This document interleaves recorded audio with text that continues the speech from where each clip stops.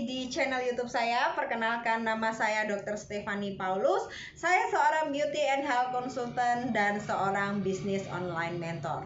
Di video saya kali ini, teman-teman, saya ini tergerak banget ya untuk membagikan gimana sih membedakan ya antara orang sehat, karier, ODP, PDP, ataupun Anda yang sudah positif terkena virus corona. Nah, sekarang kita perlu ketahui dulu teman-teman ya, bahwa yang namanya COVID-19 ini adalah virus yang menyerang namanya saluran pernafasan ya. Dan teman-teman bisa mempunyai gejala yang namanya batuk pilek, temperatur suhunya di atas 38 ya, dan terkadang teman-teman bisa disertai dengan yang namanya gejala kesulitan bernafas. Nah, jadi kalau misalnya sekarang alat ini lagi tenar, teman-teman ya, ini adalah termometer suhu tembak ya. Jadi ini adalah alat screening yang tercepat untuk mendeteksi yang namanya suhu tubuh kita ya. Karena kalau misalnya kita mengukur suhu termometer harus pakai yang air raksa, teman-teman jepit gini lama banget ya teman-teman. Dan sekarang ini waktunya adalah kita siaga untuk pandemi corona.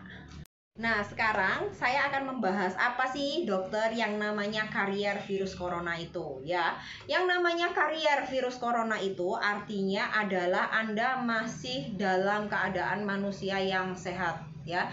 Jadi virus ini masih dalam masa inkubasi ya di dalam tubuh Anda 2-14 hari. Jadi gejalanya itu tidak tampak ya. Jadi teman-teman itu seperti orang sehat. Dan ini bahaya banget teman-teman ya. Makanya kenapa pemerintah itu meliburkan ya selama 14 hari, bahkan terkadang di daerah-daerah tertentu sudah diminta lockdown ya. Tujuannya adalah untuk membatasi karier ini ya teman-teman. Jadi diusahakan karier itu mengisolasi dirinya di rumah, dan apabila semakin timbul mulai gejala ringan atau berat, dia langsung bisa menelpon ke posko COVID-19 di tempat terdekat mereka ya. Dan bagaimana sih dengan kalian ya yang diliburkan tetapi kalian itu negatif dengan virus corona ya? Tujuannya adalah agar teman-teman bisa membangun yang namanya pola hidup sehat ya. Jadi teman-teman bisa menstabilkan imunitas tubuh Anda ya. Dan tentunya tolong pikirannya dibatasi dengan berita-berita yang terlalu negatif ya, supaya imun tubuh Anda tetap terjaga dengan baik. Di sini teman-teman, apa sih namanya ODP? ODP itu apa ya? Itu ODP itu adalah kepanjangan dari orang dalam pengawasan ya. Jadi contohnya ketika misalnya nih saya berlibur ke Pulau Jawa dan saya datang kembali masuk di NTT ya, dan apabila saya mempunyai gejala ya, gejalanya apa? Seperti tadi, ada batuk pilek, ada kenaikan suhu tubuh ya, mungkin ada agak sesak-sesak ya. Karena sesak itu bukan semuanya karena corona ya teman-teman ya. Apabila teman-teman punya penyakit asma dan sebagainya ya, itu bisa aja sesak ininya gitu ya. Dan teman-teman, nah ini catatannya, pernah berlibur atau datang dari daerah endemis dengan alasan apapun ya, mau liburan, mau tugas dinas dan sebagainya. Intinya kalau teman-teman datang dari daerah endemis itu di mana? Dari liburan luar negeri, dari Jawa, Jakarta ya, ini ya, dari Batam dan sebagainya ya, teman-teman tetap masuk dengan kriteria yang namanya ODP. Nah, apa sih kalau PDP itu apa dokter? PDP itu adalah pasien dalam pengawasan ya. Maksudnya gimana? Nah, ketika Anda masuk ODP nih, ceritanya protapnya kan teman-teman itu diisolasi di rumah ya, untuk menstabilkan dan sebagainya supaya tidak menular ke sekitarnya. Nah, kalau PDP ini berarti teman-teman gejalanya itu semakin memberat ya, selama 14 hari itu masa inkubasi, dan teman-teman akan dijemput ya oleh tim kesehatan dari tempat terdekat. Tujuannya untuk apa? Untuk dibawa ke rumah sakit ya, untuk teman-teman melakukan yang namanya rapid test ya. Jadi rapid test ini tidak sembarangan teman-teman ya, boleh dilakukan semua orang. Nah, terus pertanyaannya, berarti ODP sama PDP itu positif corona atau bukan ya? Jadi jawabannya belum positif corona ya, tetapi itu adalah angka yang tim medis pegang ya, supaya tidak menambah ya. Jadi ODP dan PDP itu adalah marker kesuksesan dari tim medis ya untuk memberantas yang namanya pandemi corona ini. Nah, di sini teman-teman saya akan membahas ya, gimana sih protap di lapangan yang sedang kita lakukan sekarang ya. Jadi apabila teman-teman ini masih masuk yang namanya ODP dan PDP ya, artinya teman-teman adalah isolasi mandiri di rumah. Dan biasanya selama 14 hari itu ya akan ada tenaga kesehatan atau tenaga sukarelawan yang sudah terlatih yang digunakan untuk memonitor bagaimana kesehatan dari teman-teman semua. Nah, dan biasanya karena ini bersifat mandiri ya, maka dari pembiayaan dan sebagainya itu adalah dari teman-teman atau keluarga.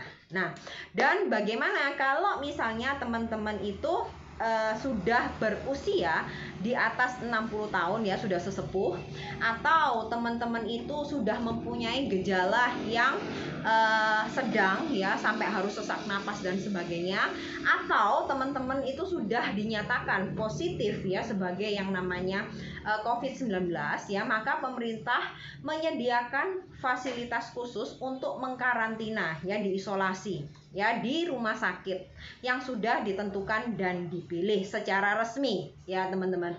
Nah, dan biasanya ini sudah termasuk pembiayaan dari pemerintah ya. Dan kalau misalnya memang ada sumbangan-sumbangan ya, bisa untuk yang ini. Dan biasanya yang langsung menangani itu adalah tenaga medis ya, baik perawat, bidan, pokoknya apapun yang diperbantukan, baik dokter umum maupun dokter spesialis ya intinya. Nah, kalau misalnya teman-teman sudah mempunyai gejala yang sangat berat ya, gejala berat ya, teman-teman juga termasuk kategori orang yang harus dikarantina di rumah sakit. Di sini juga teman-teman saya juga akan melampirkan ya secara tertulis ya, gimana langkah-langkah yang digunakan oleh tim medis ya yang berada di lapangan, khususnya yang berada di puskesmas, sehingga teman-teman bisa membantu agar terlaksananya kegiatan ini dengan baik ya. Jadi kalau misalnya nih teman-teman pasti karena banyak ya masukan harus minum vitamin C dan sebagainya. Di sini sebenarnya sudah ditulis vitamin C itu yang harus dikonsumsi itu sebenarnya cukupnya berapa, intinya gitu. Nah, tapi kalau misalnya teman-teman nih memborong vitamin C dengan merek-merek tertentu yang sekali dikonsumsi itu bisa 1000 ya, sebenarnya itu buang-buang aja sih teman-teman ya, karena di tubuh kita itu tidak ada mekanisme khusus ya untuk yang namanya melakukan penyimpanan vitamin C ya. Jadi vitamin C itu merupakan salah satu vitamin yang larut dalam air ya, jadi dia akan disaring melalui ginjal dan dia akan dibuang melalui air seni ya. Jadi kalau misalnya air seninya nanti teman-teman berubah yang warnanya kuning terlalu pekat ya, tidak usah kaget ya teman-teman ya, karena mungkin teman-teman sedang mengkonsumsi yang namanya vitamin C dengan dosis tinggi ya. Jadi biasanya di sini yang paling maksimal dianjurkan itu 500 ml aja cukup. Jadi kalau misalnya ada satu kemasan yang kemasannya 1000, ketika segelnya dibuka teman-teman juga bisa share aja. Jadi ke ayah atau ibu. Jadi sekali dibuka segelnya langsung diminum sampai habis ya. Jadi jangan disimpan lagi di kulkas ya, karena itu mengurangi yang namanya keefektifannya ya. Nah, jadi terus habis itu di bawah ini saya juga melampirkan gimana sih protokol-protokol, dan teman-teman juga pasti sudah pintar ya, sudah tahu gimana cara cuci tangan yang benar, gimana cara tahu pakai masker yang benar, gimana sih caranya disinfektan, kapan pakai hand sanitizer ya. Jadi teman-teman mesti bijak ya, karena saya nggak bisa merangkumkan semuanya dalam satu video ya. Jadi teman-teman bisa nanti buka di link-linknya yang mungkin akan saya lampirkan di describe ya di bawah ini, dan teman-teman bisa belajar ya dari menggabung-gabungkan konten-konten YouTube. Mungkin dari berita-berita ya, yang pastinya gabungan berita itu diharapkan tidak menambah kepanikan teman-teman ya, tetapi malah mencerahkan, oh saya harus lebih baik begini dan begitu, ini ya gitu ya. Oke, sekian video YouTube dari saya teman-teman. Jangan lupa untuk subscribe, like, dan komen video YouTube saya, dan jangan lupa apabila video ini berguna bagi teman-teman, jangan lupa di share teman-teman. Karena apa? We share because we care ya. Sampai jumpa di video saya selanjutnya. Bye bye.